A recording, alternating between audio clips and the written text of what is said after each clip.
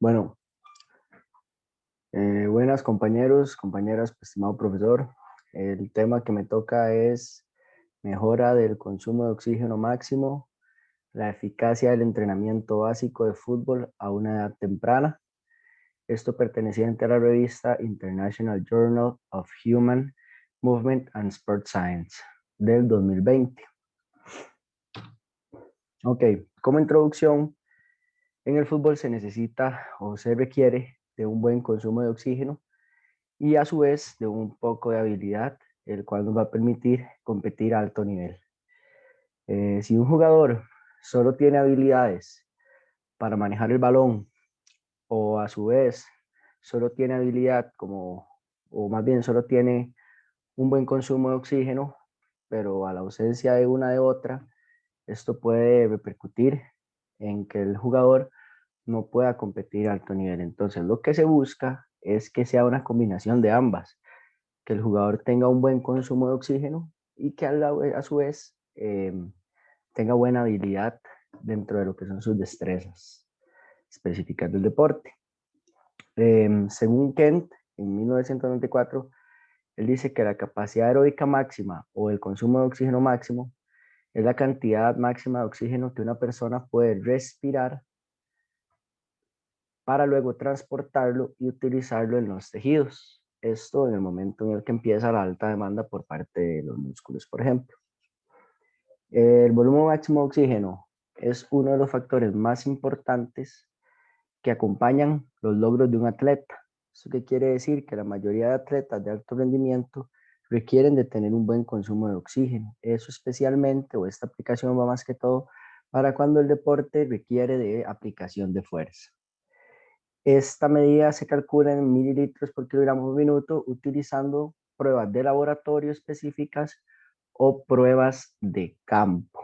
Entonces se puede obtener datos a partir de esas dos, tanto en laboratorio como en campo. Un poquito acerca de la descripción del estudio, lo que más o menos dice es que la mejora del consumo de oxígeno en los futbolistas se puede dar por medio de dos tipos de entrenamiento. Entre esos, los sujetos de este estudio fueron futbolistas menores de 18 años y en total fue una muestra de 76 personas. Esto se dividió en dos para de esta forma sacar dos grupos, tanto el experimental como el control. Lo que los investigadores buscan es eh, tener hallazgos sobre la mejora del consumo de oxígeno máximo por medio de dos tipos de entrenamiento, que sería el entrenamiento específico del deporte y el entrenamiento convencional o común, ¿verdad? Para mejorar cuestiones como el consumo de oxígeno.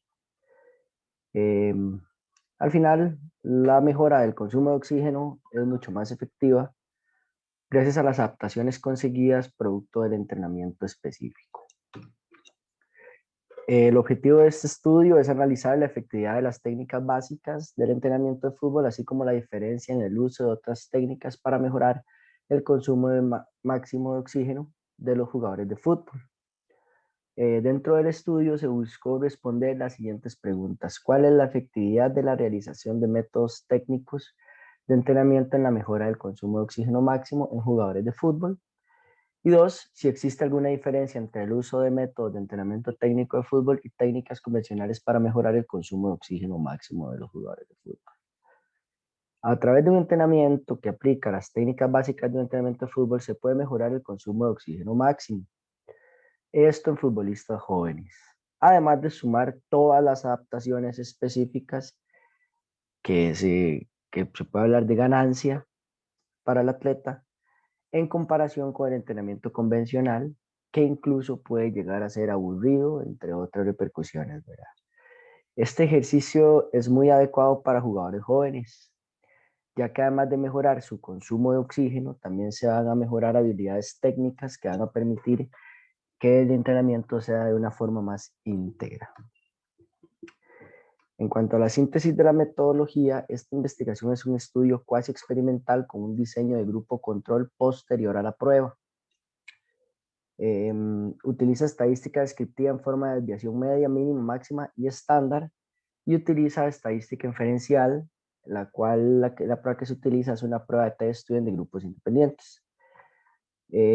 Una vez recibido el entrenamiento y el específico, el deporte y el entrenamiento convencional por parte de los grupos, se realiza un yo-yo test para ver los cambios obtenidos en el consumo máximo de oxígeno. Ya una vez que tenemos los datos sistematizados, se realiza una test de grupos independientes para ver la diferencia entre el entrenamiento específico y el convencional. Como mencionamos antes, los participantes son futbolistas menores de 18 años, un total de 76 personas. Y se utiliza una técnica de recolección de muestra o de sujetos de muestreo intencional.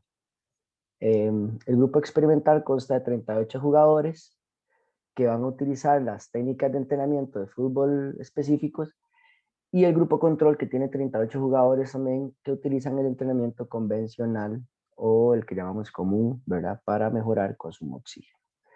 Como dentro de los instrumentos de medición encontramos un yo-yo test que nos va a permitir medir los cambios en el consumo de oxígeno. Los protocolos de entrenamiento, ya como lo mencionamos antes, el convencional consta de cross country, fartlek, intervalos y circuitos.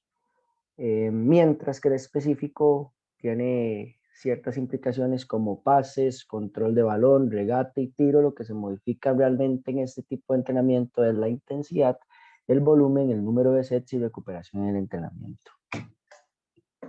Dentro de los análisis estadísticos empleados, como estadística descriptiva, encontramos en forma de desviación media, mínima, máxima y estándar ciertos valores que nos van a describir lo que es el consumo de oxígeno, entre otros, y la estadística inferencial utilizada es una prueba de test de grupos independientes para comparar el grupo experimental con el grupo control.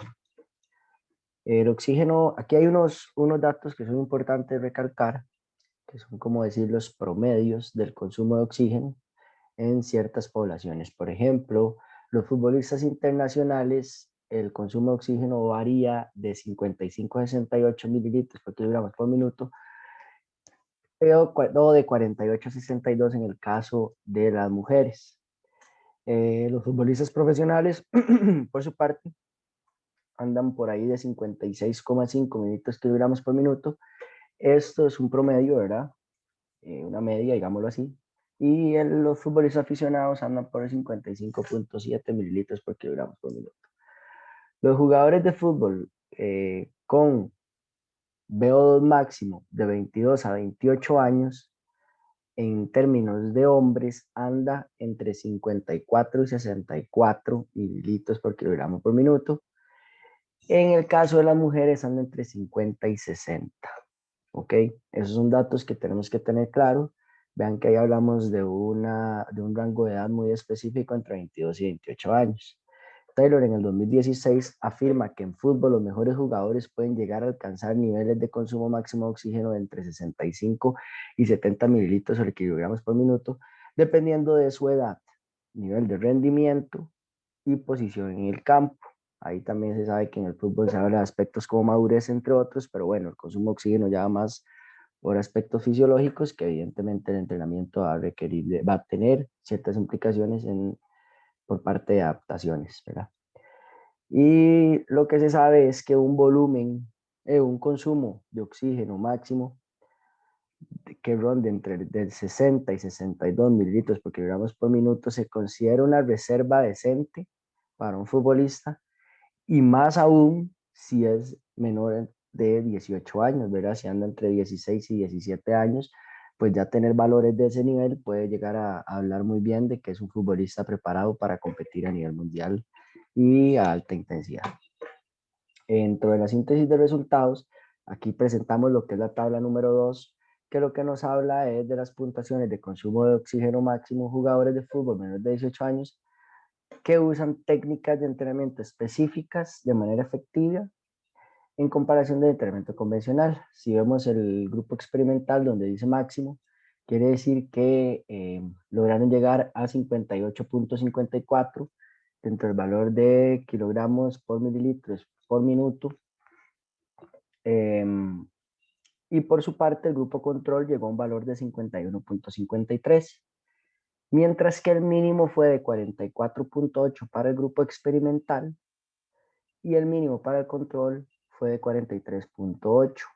Dentro de la media para el experimental tenemos 49.64 y para el control 48.28. Dentro de la desviación estándar encontramos que en el experimental es de 2.51 y en el control de 1.83. De esto lo que podemos ver es que el uso del entrenamiento con técnicas de entrenamiento específicas de fútbol es efectivo y es aún más efectivo que las técnicas de entrenamiento convencionales que ya mencionamos. Dentro de la tabla 3, lo que encontramos son los resultados de la prueba AT de grupos independientes para entrenamiento de fútbol específico. Si podemos ver, el valor de la T es de 12.963 y podemos también observar los valores de desviación estándar. El resultado para la tabla T es de 1.66515, mientras que el valor de la T aritmética es de 12.963. ¿Esto qué quiere decir? Quiere decir que si el valor de la T de la tabla es mayor que la T aritmética, entonces no hay diferencia. Y como podemos ver en los valores, el valor de la T de la tabla es de 1.66515, lo que quiere decir que es menor que la T aritmética, que es de 12.963, lo que quiere decir que sí hay una diferencia significativa. Con base en los resultados obtenidos de la tabla 2, las técnicas de entrenamiento específicas de fútbol son más efectivas que el entrenamiento convencional para mejorar el consumo de oxígeno. Los investigadores han modificado el entrenamiento para mejorar el consumo máximo de oxígeno de los futbolistas, como en pases, control de balón, regate, tiro. Lo que modifica en la práctica es la intensidad, el volumen, los números de sets y la recuperación del entrenamiento. De esto cabe destacar que las modificaciones realizadas siguen basándose en el principio de entrenar la condición física bajo la especificidad del deporte. En conclusión, podemos decir que cuando intentamos mejorar aspectos físicos como el consumo máximo de oxígeno, en fútbol lo ideal es basarnos en la especificidad del deporte, controlando variables como la intensidad, el volumen, el tiempo de recuperación, el número de sets, entre otras. El método convencional sí funciona, pero es más efectivo el entrenamiento específico para mejorar el consumo de oxígeno en futbolistas. Las adaptaciones que se obtienen de la especificidad son únicas y nos permiten mejorar el consumo máximo de oxígeno. De esta forma, además de mejorar el consumo máximo de oxígeno, podremos mejorar aspectos técnicos y podremos realizar entrenamientos aún más íntegros. Básicamente, los autores logran describir lo que sus hipótesis plantean. De esta forma termino. Muchas gracias por su atención y espero vernos. Pura vida.